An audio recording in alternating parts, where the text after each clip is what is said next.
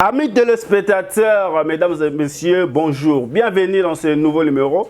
Tolo Bela Congo, émission Nabino, Bomesana Kozabiso chaque jour. Le Lotozana, prophète Ingefa, le prophète de la nation, le prophète du peuple, Kainengaya Lingato Bengaï. Toropé Sabino, information, actualité, vraiment la République démocratique du Congo. Prophète Ingefa, bonjour. Bonjour, messieurs les journalistes, le coup Massan de Zongepa Nzambe. Kolobateke prophète Alingara Bengaï, prophète de la nation T. Nation Nino Toko Bengango n'attend attend de la fin. Nation, prophète de la nation, Israël qui n'a pas Israël, peuple lui de Dieu. Tant que Moïse Abim Azalaki, Moïse était seul. Amos Abimi, Amos Azalaki seul. Esaïe Abimi Azalaki seul. Jean-Baptiste Azalaki seul. Nation Oyo Nzambe Azalaki Israël. Mais l'élo Oyo, il n'y a pas de prophète de nation. Parce que la Bible, son Éphésiens 4:11, il a choisi les autres comme les apôtres, les autres comme les prophètes, les autres comme les évangélistes, les autres comme les pasteurs, les autres comme les docteurs pour la perfection de l'Église. Il n'y a pas de prophète de la nation. Alors, le prophète de la nation, Ezali Jean 12:43, il cherche la gloire des hommes ou la gloire de Dieu. Aujourd'hui, il n'y a pas le prophète de la nation parce que Brazzaville est une nation, France est une nation, Cameroun est une nation, Angola est une nation, prophète de la nation. Est-ce qu'il y a des prophètes du peuple? Il y a un peuple, il y a un peuple, il y a un peuple. Alors, prophète, santé à Mboka, Tolobaki awa soki élection bimi mabe na batrika, il y aura des bains de sang. Tout le monde déjà bateau na bateau, ba population, ba groupe, ba rebelle, ba zeko se préparer, ba zeko zinga na Congo. Je te donne l'exemple, la capitale congolaise, c'est envahi maintenant avec des rebelles. So Tolobi ba Mobutu Bazawa. C'est ça qui s'est là, ba Mobutu Bazawa nati. Et Gagame, à Brazzaville, à Maluku, est-ce qu'on a la banque zani? Pour attaquer Congo, ça dit quoi? Remettons notre pays entre les mains de l'Éternel. Très bien. Parce que nous sommes menacés par les Occidentaux. Mais président Mboka Mokonja Boka, ça l'a déjà Félix qui est Tika qui déjà Mboka na Mboka Nzambe. Kotika na Mboka Nzambe, il faut batoba bongo amati. So Kotika Mboka na Mboka Nzambe, batoba za la corrompité, baza ba égoïsté, ba détourné, ba jésusté. Très bien. C'est ça le problème. Makambo ya Mboka to tianga na Mboka Nzambe. Celui qui marche conformément à la volonté de Dieu, même il prie. Il ne peut pas détruire, détourner l'argent de l'État. Très bien. Il ne peut pas faire l'escroquerie. Alors, au tient c'est bien, on voit Matthieu 11:28. Mais est-ce que Batouana Batia Nzambe jamais. C'est pour cela que Congo est dans la carte à Mopotou. Très bien, Congo est dans la carte à Mopotou. Alors, prophète Ngefa, depuis la campagne électorale, les bandaki, tout le monde a vraiment un candidat président, dengue bakosala ba campagne na bango et puis comme ou bien bato oyo bazoza la visible eza Félix Sekedi, Moïse Katumbi na Martin Fayulu. Alors, analyse nini yo kosala na kata ba candidat? Analyse wana Amos 3:7, Dieu ne fait rien sans toutefois rêver ce que leur serviteur. Ça dit quoi, messieurs les journalistes? Tout le monde a un fanatisme. Très bien. Adage moi chinois le bibou. L'accent au péché au péché même bis. Bis au péché na golier aussi la lobi na posa bis. Très bien. Mais ce qui n'a pas au péché, na ko sala ba stratégie nyonso commun pour être na continuer golier bis. Ça dit quoi, le Congo est malade depuis époque coloniale. Mobutu mutamala longa malade ngo muke mais toteki Mobutu. Moi Jésus pour écouter à Barabas qui nous a détournés pendant 21 ans de pouvoir au Zoya. Barabas. Ça dit quoi? Les Congolais l'ont pas éveillé. Congolais, là, Éphésiens 5, verset 14, toi qui dois réveiller, toi, l'internet éclairera. Alors, et là, on a dit Congolais qui fanatisme aveugle. Ça dit quoi? Jacques chapitre 2, 9. Et il dit que c'est et celui qui fait le fanatisme, Dieu te considère comme un agresseur. Très bien. Un agresseur comme un bandit. Le monde il faut le temps à faire le style. Il faut de la 2028. Tantôt avec votre chance. Ah bon. Le monde a gagné terrain Moïse Katumbi contre Tshisekedi. Mais moi je peux dire quelque chose, mes frères et sœurs, je dis en tant qu'un prophète de l'Éternel, comme un centenaire de Congo, Ézéchiel 33 verset 7. La Bible a tout tranché. La Bible chrétienne, c'est notre constitution. conscient toza nango lelo oyo batiraki baextrait mosusu na kati ya Bible. Parce que nous avons un pays laïque, mais nous avons 85% les chrétiens. Qui dit la parole de Dieu tant au 433 en Égypte? Quand Zambie a pris Moïse pour libérer en Israël, dans 4 Naboumbu, mais Zambie a fait Moïse, puis a fait Israël conseil à la Bible. Deutéronome 17, verset 15. Quand vous sortez dans l'esclavage 430 ans, quand vous arrivez au Canaan, ne choisissez pas un étranger. Quand tu choisis l'étranger, à la tête de la République, il va vous tuer, ballonner, chicoter et piller la République. Nous avons vécu ça. Mais quand tu besoin mon paya, quand tu n'es pas de père, de mère congolais. Cour constitutionnelle déjà, kata makambo au prophète. Cour constitutionnelle, ça sentiment boy makila, aboy moboule zala. Mais ce que nous avons congolais te au mamoto pourquoi? Mais na bien ministre, ex-ministre, il y a justice, il y a France, madame Azali française. Hein? Azali congolais wat. Congolaise wat. Hein? Donc, rechercher nationalité d'origine Kesseni. Très bien. Moïse, son père, c'est Tel Aviv, c'est juif. Sa mère, zambienne. Sa femme, c'est burundaise. Et puis, c'est rwandaise. Mais ouais, 0% à Moïse. Moïse va quand même mboka na biso kwa likamu. Moïse va notia candidature kuna Tel Aviv te, na ba Yuda te, na ba italien te, na ba grec te, na Zambie te. Moïse va kangama na Congo kwa likamu susu. Je te donne l'exemple que Moïse il est étranger. Moïse, j'ai ramené à Guinée Moïse, n'attends Kabila le père. Parce que les parents sont voix, les écriteurs restent. Très bien. Alors Moïse a accueilli ko funda ba ko kangabilo ko na biso na Zambie. Et Babengi Moïse, qui est l'auteur et l'accusation, c'est Moïse Katum. Il faut appeler ça des millions et des millions de dollars. Il y a Moïse Katum. Il y a Katum. Et tout est Katum, Moïse Katum. Mais on a dit que frère non congolais, moi je ne suis pas congolais, je suis zambien, et je suis aussi grec. Mais mon tezo le babou. Ma boma na bino ba congolais. Mais tout est ça la kate. Ouais, ma moutou na bino ça la kate. Moutou a foutu de jet. Soit qui l'aura des Kabila dans la ville et l'eau. Le pauvre a témoigné en Guabi. Non, moi je suis zambien, je suis juif, je ne suis pas congolais. Awangani nationalité. Awangani peut foutre un bon nyonso. Il y a un moment où Kabila le père a bengala Moïse. Depuis il est venu au Congo parce qu'il n'est pas congolais. Grâce à Tshisekedi à hôtel Emele Loyo. Ngumba loba mutamala ma mokilité. Ndé azongisi Moïse Katum. Il a combien d'ennemis farouches? Hein?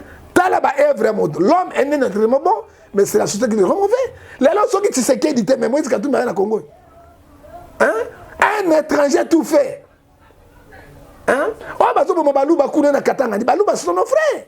Après 6 verset 10, Makile Zokanga. Il y a mon président Félix Yaloba, on a lobby Félix Yaza étranger, Félix Yaza congolais, Batike Azonga, c'est la politique et la diplomatie. Hein? Et là, sur le terrain, Bagayna Monde, Bago sanctionné, c'est vraiment. La Bible est ici, moi, c'est pas maman, maman. C'est la diplomatie. Félix Satan, la diplomatie. Sur la Bible, moi, ils sont étrangers. Pourquoi les lots, tu sais qu'il y a ici, la Bible, Luc 12, verset 3. Qu'a dit la parole du Seigneur? Mais le président parle ça trop clair. Partout, alors, il y a des candidats étrangers. Le président est trop clair. Il parle les Jean 14, verset 6. Je suis le chemin, la vie et la vérité. Candidat Mopayazo, le banais a dit Moïse Katum. Candidat Mopayazo, le banais a dit docteur Mokwege, parce que papa est docteur Mokwege, c'est burundais. Maman a dit congolaise. Okay. Mais papa est Moïse Katum. Azali juif, maman Azali autre zambien. Parce que moi, les parents sont bons, les écritures. Les là, Moïse a cabaré dans Mboka. Mboka est Moïse Katum, vraiment. Il n'est pas d'origine de Congolais, de mère et père. Au lobby, comme on a sur le constitutionnel, après ça, il y a un acteur Oyo, comme on a Jean-Claude Van Damme. Jean-Claude Van Damme. Il y a qui a un passeport rouge, le col est diplomate comme Congolais. Il n'est pas Congolais. Abotamana la Belgique. C'est la diplomatie. Moïse Katum, il parle lui-même dans sa bouche. Mon père était arrivé ici au Congo, Katanga. Il faisait la pêche avec les Grecs. Mon père était juif. Comme mon père n'était pas raciste, il a épousé ma mère qui est zambienne. Mais lui-même qui parle comme ça, elle est moutonnante de Gonabi. Hein? Alors bazande qu'on a bino. Et moi c'est Moïse Katumbi mo kazanani. Burundaise. Hein? Maman Neneni, Rwandaise. Alors 0% Moïse Katumbi na bana bazawa. Yami balé Deutéronome 4 biso makamotata. Hein? Parce que la Bible c'est notre constitution. On va respecter la constitution biblique. Et biso biso boy. Na kati na mokanda na Deutéronome 17 verset 15. Moïse tango bozolo ngona na bombo 430 ans. Okomi na kana. Bo voter mon paya dans le coronavirus. C'est ça que nous avons vécu pendant 18 ans de pouvoir sanguinaire. Pendant 21 ans. Parce que Bapaya, Bazara qui n'a tête à la République. Maintenant, Nani James Kabara Zaki. Chef d'état-major général d'armée. Roubert Zazaki. Roubert Zazaki. Ministre des Affaires étrangères. Kabila, c'est un Congo. Non, papa. Nous savons l'histoire. Nous savons l'histoire, parce que Sarkozy n'est pas un véritable Français, c'est un Hongrois. Sarkozy n'est pas un véritable Français, c'est un Hongrois. Ça, nous connaissons. Le monde est chanté. Ils ont chanté Obama dans la nationalité. Est-ce président américain? Est-ce que Maloba, Félix Sekedi a Koloba partout dans l'élection, comme bien en Balobi, ils ont fuite en avant. Fuite en avant, il dit la vérité, Toboy Mangamba Paya. Même la loi Ebimi dans le cadre de Gabon, pour osala obliger na carte magistrat suprême na haute fonction il y a l'état il faut des paix et des mains gabonais. Alors et le risque pour la paix moi c'est une phase à la gabonaise d'origine et bimi déjà alors ba tuba boy ba paya ba bango retour à l'authenticité c'est que Mobutu avait dit to lemina ba paya bazo ba richesse na biso bana na biso bazo boma copier batina na mboka na bango finir la création to gouverner mboka na biso moko ndenge ba malien ba sali ndenge pe ba okinabe ba sali. Alors, parlons un peu de Martin Fayoulou. Martin Fayoulou a candidat président et Aboyaki qui a une élection. Jusque-là, Martin Fayoulou a un candidat municipalité ni dans la législative. Avenir politique. Non, il y a pour casser Moïse Katumbi. Tango, mais l'électeur va Kabolat. Kabolat l'électeur. Sauf qu'il est là, il y a Moïse Katumbi, il match difficile. Alors, politique, il y a Fayoulou. Municipal Bazalité, député Bazalité, oui, bravo Fayoulou. Parce que Fayoulou n'est à casser Moïse Katumbi. Parce que ma voix est comme Moïse Katumbi, mais Fati, à 105%. Il y a un Batubako Lobake, Martin Fayoulou. Après, à Gossala, non, opposant parce qu'il y a un deal, ceux qui tu sais que dans l'équipe, futur Premier ministre, ce sera Martin Fayoulou. Pardon? Futur Premier ministre. Ça sera Martin Fayoulou. Il y a un Batubako Lobake, Martin Fayoulou, Aza, Naba, approche, na bateau. Mais Baza, ben, ennemi de l'église, ce sont les frères. Soyez battus, Bayokani Mabéwa. Bible et le biango trop clair. Vérité à combat des urnes Koufi. Non, il y a Koufi, mais vérité sans casser, vérité des urnes combat Koufi. Donc, comment est-ce la vérité, mon soasika? Donc, la vérité, mon soasika. Ça dit quoi? Fayoulou, tu sais qu'ils sont des frères. Et Bible, et Bissibiso, dans Jean 13, verset 34, je vous laisse le nouveau commandement, aimez-vous les uns les autres. Balingani, Bapesi Mabok, il y a un candidat numéro 20, 21, parce que salut, Martin, l'actrice signe Bolingo, c'est bon, c'est le Congo qui gagne. De l'autre côté, Moïse Katumbi, Azana na Matatamponyo, Azana Seskikouni. Matatamponyo Burundi. Pardon? Matata c'est Burundi. Matata pour na Kindu. Ba ebisi biso siko na vi na Kindu, ça tire à balles réelles. Place Moïse Katumbi na sa discours ba tie ba soda, ba buki tire tribune. Est-ce que ndenge to ke na élection la marque to reconnaître ça mabe mingi to bon drapeau na Congo. Nzambe la sa biso makila iko tanga na ville ya Kinshasa. Il faut faire beaucoup d'attention parce que ba exhibiteur wana balobingi wana basangisi bambongo na bango balingi kosala ndenge sakame na Gabon. Ça dit quoi, Amos 7 verset 3, Dieu ne fait rien sans toutefois relever ce qu'il a serviteur. Bato Tshisekedi pe ba mabe. Ba mabe mingi ba conseiller ba mabe mingi. Très bien. Lelo lokola nga na zobundela Tshisekedi papa. Tshisekedi a pesa combien? 0 rang. Na lobby awa na bundi na soki bazali ba ibisati. Na bundi na Tshisekedi na libanda ba benga na église ya mutute. Tshisekedi atali ngata misote. Mais il y a un bateau, qui na kata récent présidentiel. Les longs à contre nation de bataille, Tshisekedi. Je suis influencé. Attention, les peuple au Kakangaï. Nazali influencé. Moi, bon, tout va ça candidat présidentiel, propagande. Moi, quoi, les kingaïté? Hein? Tout n'a bango.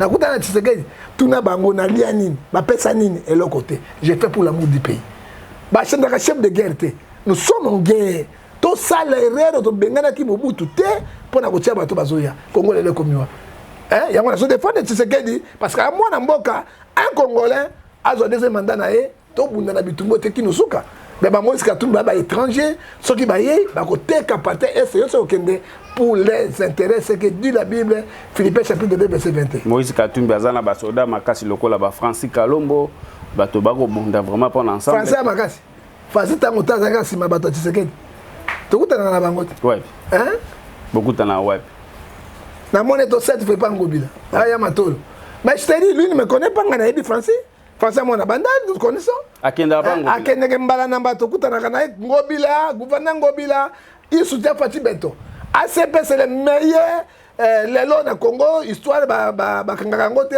parti politique le qui a se présenté hein Jean-Denis Ngobila très fort avec son parti politique mais il y a un ensemble akende kuna bosani un grand traître hein de la politique congolaise hein oyebi Bible bi proverbe 15 verset 3 les yeux de l'intérieur tous les regards les bien des mal très bien takoye ba biso to vani biso bitala traître hein to vani biso Fati Kalombo potimba ngo biso to potaba to koti kuna azo dokani est-ce que to koiko croire na ba audio et bimara ya yena dinosaure bebelo mo ndengwa effectivement dinosaure dit la vérité ma bien dinosaure fingaga dinosaure za calme atika ko finga mais bien sûr dinosaure lo baka pona ko sauvegarder pouvoir et ça pouvoir ba lubate tu sais que azali pouvoir ya ba congolais très bien hein tant bazo bo bandinga kuna na kati ya na katanga kuna biso tout zo condamné ba fait parce que ba luba sont nos frères sont nos congolais il faut dans l'amour na bango malgré ba caprice na bango hein Apocalypse 6 verset 10 makila ezo ganga liboso na Nzambe nous les connaissons à part yango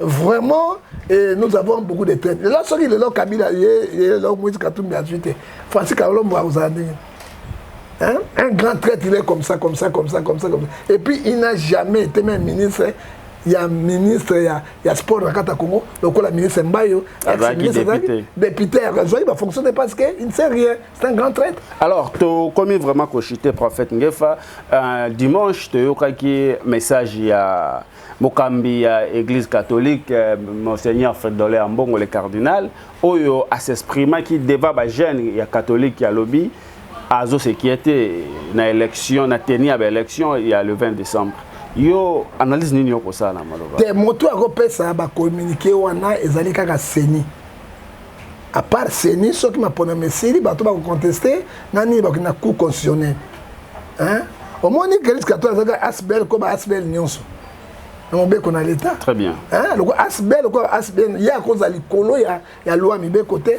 c'est que dit la Bible na kati na mokanda na la constitution biso article 12 la constitution tout comment sont de go devant la loi hein toyebi ce qui m'a pona meleki malamu te et sur l'accès était mon boulot ko bimala kati na mboko mais ce n'est pas mon frère Mbongo Monseigneur Mokonzi, archevêque métropole de ville de Kinshasa, à l'Obabilo Kwandengo. Nous cherchons la paix.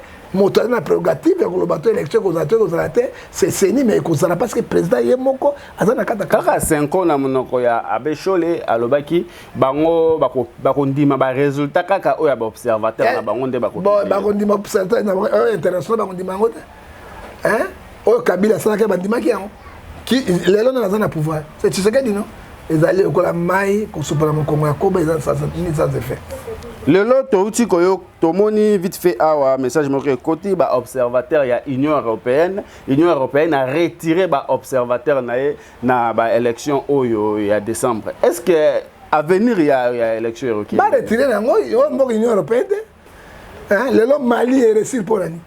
Mali Monisco ezaki kuna ba français bazalaki kuna tanga zongi na la botoli province monene ezaki ba djihadiste. Très bien. Tolingi suba Union européenne wana te, tolingi suba européenne te. Na pingion. Soma futu ba retirer ba se retirer na bango. Kabila azalaki awa to ebi yango te suka kiboni. Tu sais que dans le pouvoir ba kenya na bango. Sommes fous avec eux parce que komoni. Prophète Ngefa lelo ozo continuer à soutenir Félix Tshisekedi, ozo continuer à soutenir peu ko lobana réélection ya chef de l'État. Alors, na province na Équateur, Félix Tshisekedi a saini. Mais ndeko nanga soko tout na ndenge wana journaliste ya mayele lokola yo eza passe. So Tshisekedi a saini ko na région de l'Équateur te. Bon Tshisekedi a saini. tovandaki na gouvernement central ministre moko national azalaki te. Personne ministre national ezala na mbandaka ezala na basanku surtout na basanku azalaki te. Lelo Tshisekedi Équateur azalaki te. Lelo président Tshisekedi habité na kanisa basanku. Ngaza mwana basanku na mwana mbandaka ayiko zo biso ministre Kila. Atieli biso wana Marc Kila ministre ya transport. Wa sali misale monani. Ba Transco, ba Transkin, ba Traécole, ba Trab Université ekoteli biso te kuna wapi mabe. Wapi ezali mabe. Lelo basanku c'est comme na valeur. Toza kama na ministre national. Hein? Sous le puissance de qui? C'est Tshisekedi. Hein? Mais après c'est un projet à kotonga malem basanku sur l'homme d'aboué. Ministre Kila ye wana atiki province na été, atiki district na basanku sur boninga salani. Un bon ministre qui n'a pas volé. Il marche conformément à la volonté de Dieu. Alingi territoire na basanku. Marc Kilaza mwana basanku. Mwana basanku. Mais bato bazo accuser ba lobby Félix Tshisekedi a salaire Marc Kilaza mto amaindombe. Mleki na ngai, c'est mon petit frère moi aussi. Nazali grand frère naye et puis nazali mwana basanku. Yo be mto agombalo. Na gombalo ko, na gombalo.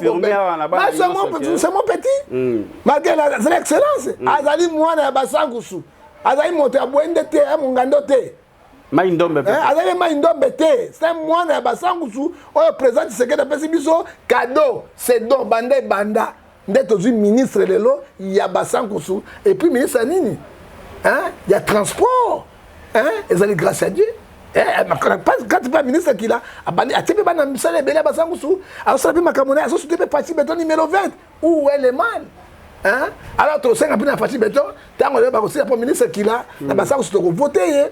Aposter na basanku su. Aposter na basanku su. Na numéro 38 et 3 plus 8 et là ici moko symbolique. Et ça combien? 38. 3 plus 8 combien? 3 plus 8. Et vous savez combien? 11 disciples. Plus Jésus-Christ c'est mort 12. 12 apôtres. 12 apôtres. Donc, basanku c'est quoi? Basanku c'est quoi? On va l'appuyer. Ngai moko no kita ti basanku. Très bien. D'accord, bangombe nyonso na banganda tout ces mois na ko kita. So très une semaine. OK basanku. Na OK ne basanku suko. Na ko koma kuna ko soutenir de konangai et te bo voter. Et na mbanda ka bobo boloko bolumbu tout la nina benga e gaisola 6600 votes. Alors prophète tokoma ko chité tomoni pe ba pasteur ba koti makamba on en présidence net pasteur Ngalasi alobi ye penza za motinda mi nzambe. Boulense ba faux prophétie. Ba faux prophétie parce que Ngalasi ba tia musapi. Ba mesira ka mai na musapite. Ngalasi il est connu. Est-ce que na basanku so ba Ngalasi? Gombala ba Ngalasi. Bobene ba Ngalasi. Na bone ba Ngalasi. Na Kivu kuna bituma ba Ngalasi. C'est Nzambe atindi bino ka Dieu m'a dit. C'est pour la Bible est trop claire dans Matthieu 24 verset 5, a dit plusieurs viendront sur mon nom. Très bien. Or que ce sont les loups féroces et la viscère. Ba Nzambe alobi. Ya alobi a osoba polote, a kopesa mbongo te, Nzambe alobi ba na 2%. Bokatanga lokona loboko. Oh. Il ne passera pas. Hein? C'est quoi ce professeur de Gotsouka? Oh, mon soeur Abimi Awa. Oh, avant l'élection, mon gars, on a chaise roulante. La chaise roulante. Chaise roulante, à Zate. Matthieu 24, verset 24, mais faux prophète. Oh, mon soeur Koufa. Yewap. Hein? Il y a un autre qui répond à l'élection. Ça dit quoi? Bah, pasteur, bah, tu es sonne. Au Tikabino, comme vous savez, on Zambie a Tindi Binoté, na 4 na Jérémie 14, verset 13 à 14. Hein? Botika. Ma professeur ce matin, Sandabine, Apocalypse chapitre 3, 15 à 17. Vous êtes ni froid, ni bouillon, ni froid. Dieu vomira dans votre bouche. N'abba ça Sandibino. Et ça dit pas c'est pénama wani. Candidature, il y a Denis Lessi, prophète Nkefa. Candidature à Denis Lessi, tozana ngo awa na mwamba bon. Pour la guerre no bunda, à côté na pena parlement, so ko voter parce que a chapé pétage ko. Pour na yo moni, a chadini pétage na parlement. Voilà mesdames et messieurs, tokomi na suka ya émission na biso. Merci à maman Nana Mbomba, la maman des orphelins. Équateur, mon père Mbandara, ma mère toujours en marche. Bako benga na bino boya toujours kotika ba candidature na bino et ko sala bien. Merci à maman Nana Mbomba, la maman des orphelins. Prophète Ngefa liloba na ya suka. Nzambe battre l'Équateur, battre la basansu. Après ça qui m'a répondu on dit que moi candidat à la présidence na ko défendre bon voter bino to candidat numéro 20 parce que le candidat ya mwana mboka Félix Antoine Tshilombo. Très bien. To sala erreur était dès que to bengana ki Mobutu. Oui bien après ko bengana Mobutu, Congo ezonga ki wana. Attention. Attention et attention, que Dieu bénisse le Congo. Merci beaucoup, mesdames et messieurs. Ça n'est fini pour aujourd'hui. Bon, ça, merci. Naremi Moutazala qui derrière la caméra. Merci à l'honorable Die Banza Londolo Nguya, numéro 7. Bana nyonso ya vila mbandaka na provincial batie motema pe batie limayele na bango pa ya Die Banza Londolo Nguya. Bon, ça a chance parce que alobi ya aussi ça injustice na province à Équateur. Merci Nabino nyonso tokutani prochainement.